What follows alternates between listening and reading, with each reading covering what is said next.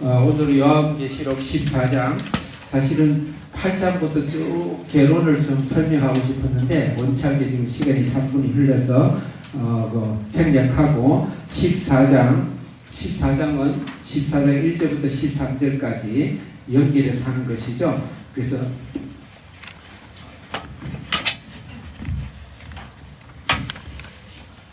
어제 말씀은 14만 4천 명의 구원받는 구원 성도에 대한 이야기입니다. 오늘은 그것이 구원의 추수, 두 가지 추수가 있다. 그 구원을 받을 때 두 가지 추수가 있는데 구원받는 추수와 그 다음에 심판받는 추수 두 가지가 있다. 이렇게 오늘 설명한 겁니다. 14절 읽겠습니다. 크게 시작.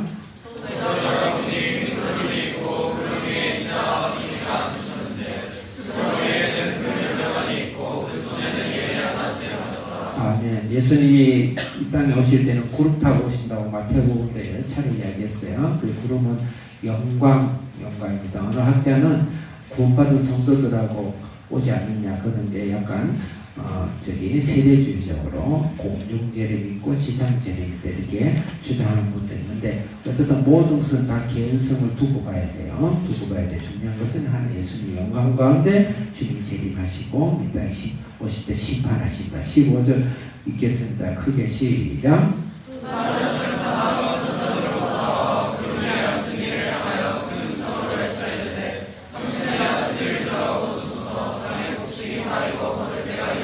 아멘. 16절 크게 읽겠습니다. 시작.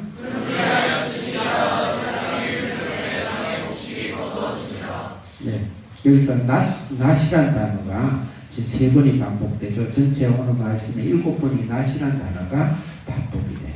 예수님이 그 도구가 많을 건데 또 예수님이 또 유치하게도 이 낫을 가지고, 그러니까 이제 곡식을 할 때 낫이겠죠.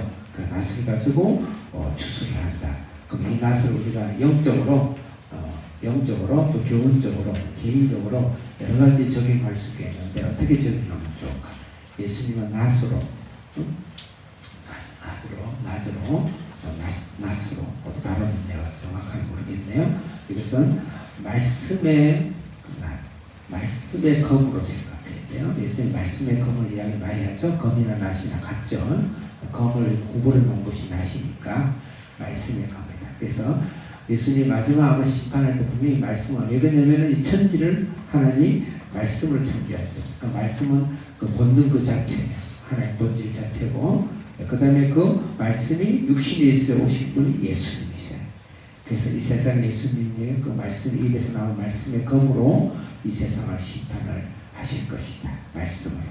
그래서 우리가 말씀에서 좋은 추수가 되기 위해서는 우리가 말씀의 열매를 이 땅에 잘 맺어야 되겠다. 말씀을 받아들여서 예수님과 동행하는 삶을 살고 그 말씀으로 점점 성장해서 나중에 추수해서 알곡으로 우리가 잘 추수되고 하도록 오늘날도 가서 심판의 낫을 받으려고 그러면 또 추수의 낫에서 이건 안 배워야 되겠다 해서 비켜나가지 말고 이거 배고 이건 그냥 저 창고에 그냥 던져버려, 그렇게 하지 않도록 말씀의 낫에 우리가 잘 할 수 있도록 말씀의 낫으로 우리가 날마다 내 마음에 말씀의 낫을 대고 말씀으로 마음을 성장하고 이렇게 하도록 하는 게 좋겠다. 그 다음에 15절에 보면 성전으로부터 나온다. 성전. 17절 읽겠습니다. 크게 시작.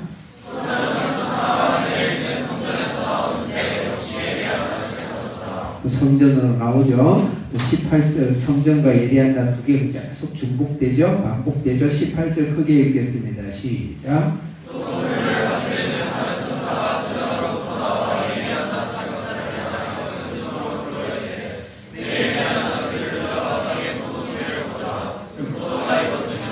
아멘. 18절에 보면 또 제단에서 나왔죠. 예리한 낫을 성전으로부터 제단으로부터 나온 것이다.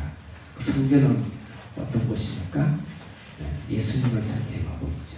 특히 예수님의 피, 예수님의 죽음, 살과 감을 뜨시고 그 피를 들여다가 제단에다가 그 다음에 지성소에다가 시온자에다가 갖다 부어서 우리 죄를 사해 주시는 예수님이 죽으심이고 대속함이고 피 흘리심이고 더 나아가서 그것을 통해서 우리가 제사함이고 그게 바로 성전이에요. 성전에서 나온 거다. 그 마지막에 심판한 말씀과 함께 무슨 기준으로 심판을 하실까요? 예수 그리스도의 보혈이 있느냐 없느냐. 예수 그리스도의 보혈이 있느냐 없느냐. 예수 그리스도의 보혈로 나를 과거 현재 미래 죄를 다 씻음받고 구원을 받았는가 안 받았는가. 그게 기준이죠. 그래서 우리가 예수님의 보혈로 나를 구원받고 구원하고 나의 추수의 알곡으로 만들어주신 것을 감사합니다. 그렇지만 알이 꽉꽉 다 차서 추수의 낫에 이렇게 해서 제1급 알곡으로 만들어지도록 우리가 말씀을 나아가는 훈련되고 그 추수를 생각하면서 오늘을 살자. 그 다음에 18절 읽었죠. 19절 읽겠습니다. 시작.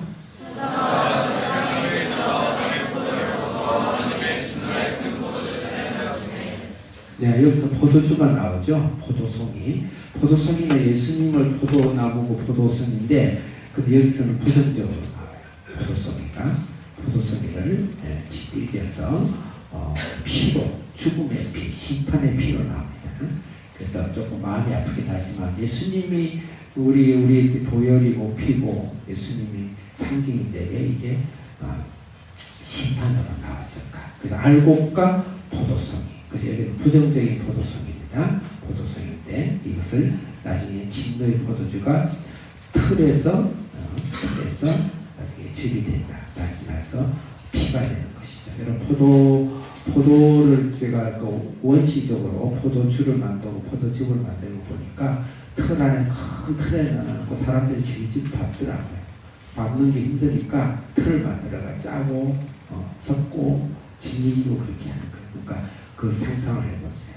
그게 우리가 죄의 싹스 사망인데 그렇게 우리가 제2심판을 받게 된다. 받게 된다. 너무 안 좋죠? 20절 읽겠습니다. 크게 시작.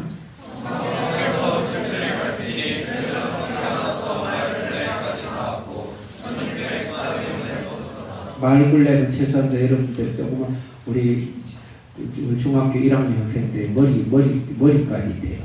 그 1m 50 정도 될 건데 그 둘레로 그 정도의 높이로 이번에 비 엄청나게 왔죠. 그래봐야 30cm예요. 40cm예요. 근데 머리끝까지 34cm였는데 우리 백민역사 최근 비가 많이 왔다고 서산에. 근데 1m 50이 전 대륙이 다 피로 채워졌다.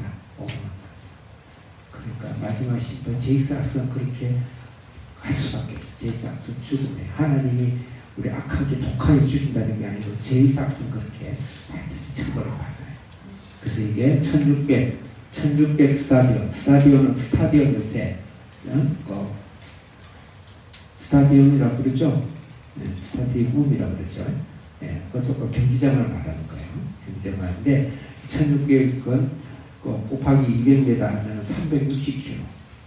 상징적이죠. 큰 세상이 제일될까요? 왜 포도주인가? 그래서 예수님이 대신 포도주가 되신 거예요. 예수님이 대신 나의 죄를 위해서 이 말바꾸가 달리는 320km를 키 높이까지 전 대륙을 흘려내어 그 피를 예수님 흘리시고 기도합시다. 살아계신 하나님 아버지, 세상의 심판 예수님의 보혈이 인류가 이렇게 제사악서로 피차나오에 죽을 수밖에 없는 심판을 우리가 무시하지 않고 하나님 앞에서 예수님 그 보혈의 공로를 생각하면서 은혜를 찬양하면서 먼저 주께 나아가게 해 주옵소서. 예수님 이름으로 기도합니다. 아멘.